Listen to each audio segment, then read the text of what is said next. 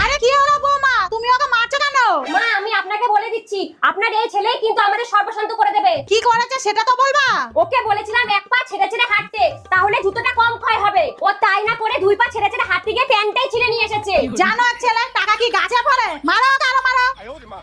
শোনো, এখন যার বাড়িতে যাচ্ছি না তারা কিন্তু খুব কিপটা। তুমি কোনো চিন্তা করো না, আমি যেখানে যাই না খেয়ে আসি না, শুধু তোমাকে যা যা শিখিয়ে দিচ্ছি তুমি তাই তাই করবা। যথা আজ্ঞা জাহাপনা। কাকিমা বাড়িতে আছো? কে? ও তোমরা হঠাৎ না বলে কয়ে? এই চলে এলাম। কাকিমা খুব খিদে পেয়েছে, কিছু খেতে দিন না। আজকে আমাদের উপোস তো, তাই আমাদের বাড়িতে কিছু খেতে নেই। বৌমা ওদেরকে জল দাও তো। আরে কি হলো?